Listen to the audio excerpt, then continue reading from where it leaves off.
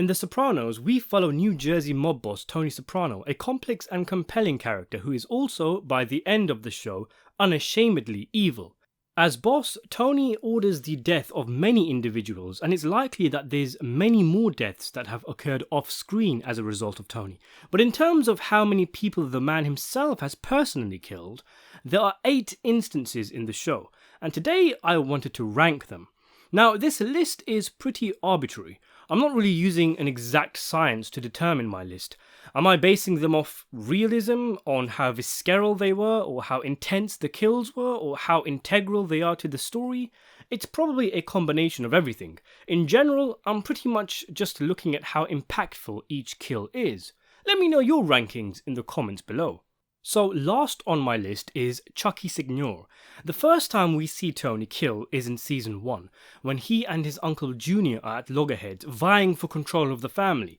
Junior has a hit sanctioned on Tony when he finds out Tony's meeting with his capos behind his back, and when the 2 bums fail to get the job done, Tony and his crew get to work taking out those who would be most likely to finish the job.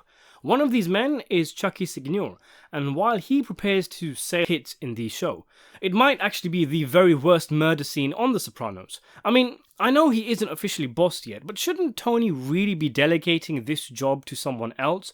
And if not, at least not commit cold-blooded murder in broad daylight in front of who knows how many possible witnesses driving past on the bridge. At least use a silencer, it's so careless. And this is all coming after a season where tensions with federal indictments are on everyone's minds and everyone's trying to be careful. Then okay to handle salmon in suspicious circumstances? Maybe this scene is why. Number 2, Willie overall. The Chucky one is the only one I might consider outright bad on this list. The rest of them are great scenes, though Willie overall may be one hit where you scratch your head thinking, who was that again? Well, Willie is Tony's first ever victim, the man who he killed to make his bones, so to speak. It is revealed in season 6 that a 22-year-old Tony was tasked with taking out a bookie. It's brought to Tony's attention because Larry Barisi talks to the feds about the murder, although lies about who did it and says the deceased Jackie April Sr. carried out the hit. We get a really quick hand-up as Paulie eggs the young Tony on, and they get to burying him. He was shaky, but he did good, as Paulie says. Tony looks pretty intense throughout the conversation in the car. Who knows what was going through his mind? A session with Melfi following this scene would have been great. Is he thinking about what life could have been like if he wasn't born to a father like his? Is he reminiscing that this is where it all started for him? Any pangs of regrets? Any flashbacks to the bookie pleading for his life? It's low-key a very dark scene. Number 3, Matthew Bevilacqua. In many ways, the murder of Matt Bevilacqua is both brilliantly cathartic and horrifyingly grim. This is a guy who, along with his partner, was an A-grade moron who constantly screwed up in his efforts to get noticed by Tony.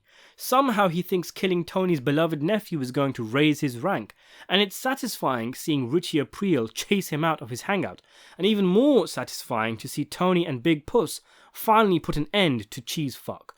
Then again, this scene is Tony gleefully taking satisfaction in murdering a 20-something-year-old who is closer to his son's age than his own, who cries out for his mother in his final moments. As weird as it sounds though, on some level it has an element of honour attached to it, with Tony going out of his way to personally get revenge for Christopher's shooting, at a time where he very much loved his nephew. The scrutiny from the FBI was ignored, the beef with Richie was put to a side. This was personal. Then there's Pussy and his reluctance to shoot and become involved with murder.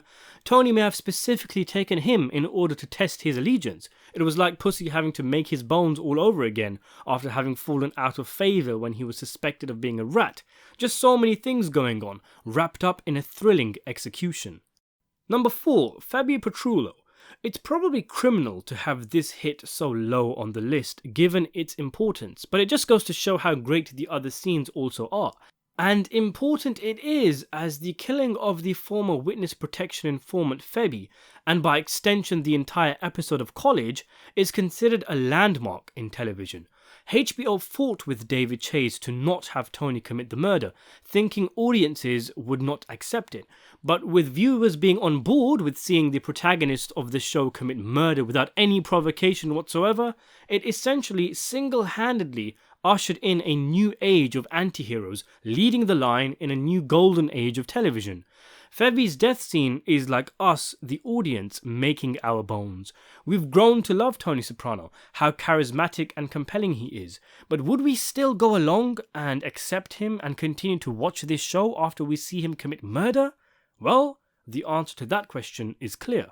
And then there's the presentation of the hit itself, the fact that it was the climax of a series of tense scenes throughout the entire episodes, the suspense in the build-up, Tony's intense expression, and just the sheer nature of how blunt, brutal, and in-your-face the scene is, showing you the kill unflinchingly, the exertion of Tony, the blood on the neck, Febby's agonized gasps. And in terms of Tony's motivation, this is perhaps the one kill in this video that is a quintessential, true, through-and-through mob hit. Sure, there's an element of revenge in it, but Tony could have easily let the guy go and forgot all about him. No one in his crew would have known he knowingly let a rat walk free during a college trip with his daughter. But as Tony says, for wise guys, the hustle never ends, and he chose to go after him, to give Febby his just desserts for committing the biggest sin in mob life. Next on the list is Tony B. Here is a death that has so many facets to it, given that animal Blundetto was Tony's cousin, that there was the insecurity on Tony's part for having a panic attack when he failed to turn up to the hijacking which sent Tony B to jail. Blundetto's unsanctioned killing of a 47-year-old kid sends tensions between New York and Jersey to stratospheric levels. It strains the faith Tony's crew have in him and mounts continuing pressure. His ego does not allow him to give up his cousin to New York, as well as his genuine desire not to see Blundetto tortured. But there was only one realistic outcome. Even the writers of the show knew that, recognizing that they had written themselves into a corner where that animal had to be put down. Tony takes it upon himself, and in spite of him killing his own blood, this hit is strictly business. In a way, it's a mercy killing, as the alternative was him being found by the Shah of Iran's secret police. It harks back to the ancient practices of fratricide, of the Romans, the Persians, the Ottomans, the killing of one's own blood, the taking of one life, in order to avoid a catastrophic war where thousands will die. And sticking with the stuff about ancient empires, the death of Tony B is preceded with the scene where Tony stares at the painting of himself as a general. He knows he needs to step up and make the heavy decisions to go along with his heavy breathing, given the troops are disgruntled and there's dysentery in the ranks. And there was a time where killing someone close to him had a heavy effect on Tony. Not so much here, it looks like. The whole thing just feels cold. Maybe it's why, on a subconscious level, it doesn't resonate with me as some of the other hits on this list, because it's just so clinical, straight to the point, hard and realistic. But that's The Sopranos all over. On to my top 3 now, and in third place, Pussy. Another landmark kill. The climax of season 2, this hit is highly emotional, exquisitely acted and masterfully put together. There's a dark ambience to the whole thing that gives you goosebumps. The final moments of Big Sal begin with his confession, where he sounds almost relieved that he can unburden himself with this secret, and he goes through a range of emotions like pleading, being resigned to his fate, relaxed as if he's out with just some friends, and then delirious and scared.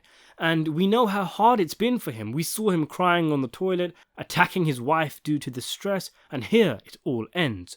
Sure, the college kill is where The Sopranos shows it was not going to be like other shows, but for many, this is where the show truly got serious, where it showed that it would push boundaries and show that even best friends, lifelong friends, were not safe in this series and could be viciously turned upon instantly. It was a very deep scene. Up until here, aside from a few hairy moments every now and again, mob life seemed to be quite cool and attractive in the show. But Pussy's death hits differently. It's a haunting scene. In fact, Tony is haunted by the ghost and memories of Puss long after his death. Number 2, Ralph. The death of Ralph Cifaretto, after all of his shenanigans and all of the beefs and troubles between Tony and him come to loggerheads, is really one of the standout death scenes of the show. It doesn't quite have the emotional edge to it that many other Tony kills do, but it's so well done, partly because of the talking points that come up. Did Ralph actually kill the horse that Tony was so upset about? Would Ralph had redeemed himself and become a better man had Tony not killed him? When Tony talked about her being a beautiful innocent creature, was he talking about the horse or the girl who Ralph killed? What if Ralph won the fight? In any case, it's an explosive end to one of the show's most entertaining but sadistic characters. The sheer hatred these two have for each other all comes out into the open and manifests in a cathartic showdown. Ralph could easily go toe-to-toe with Tony in multiple ways. He puts up a good fight. Plus, he was easily one of the most intelligent and fearless assets of the DeMeo crew. In some ways, Tony would have been threatened by Ralph's mere existence, another reason for him wanting him out of the picture. And finally, the number one murder committed by Tony Soprano, Christopher Moltinsanti. And here it is, perhaps the darkest, dirtiest and most taboo moment in the show.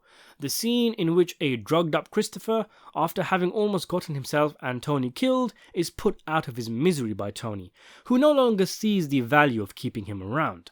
This is as close as Tony gets to practically killing his own son, and I have spoken a lot about this scene in a separate video called Why Did Tony Kill Chris, so I won't talk about it much here, but in some ways, over the course of the show, I thought Christopher was extremely lucky not to have been killed all the way back in the first season even. He screws up so many times, but Tony looks the other way due to nepotism. But we'd reached the point where you'd think Tony would be at Chris's side given what they've been through, but alas, he kills him here. And there's no jubilation from me because Tony did it for all the wrong reasons. He was just so over the guy by that point. He didn't appreciate his struggles and the way he looked up to Tony in the absence of his own father. The fact that Christopher was pretty much the only captain genuinely wanting Tony to recover when he gets shot and is in hospital. Nope, by this point, Chris was an inconvenience to Tony. It probably crossed every Sopranos viewer's mind that Christopher might die somewhere down the line, and Tony may be the one to do it, but maybe because Chris started talking to the feds, or maybe because he became too much of a junkie and needed putting down. I don't think any of us expected anything like this.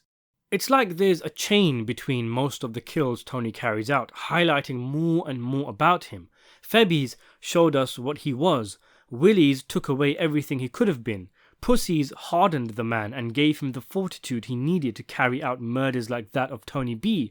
Ralph's was a low moment of hypocrisy and lack of self-control, and Christopher's death showed us just how far this man was willing to stoop in that hypocrisy, that narcissism and evil. So what do you think of my list? Let me know your thoughts on Tony's kills below, subscribe to the channel and thanks for watching. Before we finish, I'd just like to thank my patrons Nicholas Curtis, Daniel P, Countess von Zarovich and Matt Danko, and also my channel members Michael Watwi, Rikers, Damien Irving, Lan Deng, Joe Grossberg, Cam Medina and the new Ongoam 24.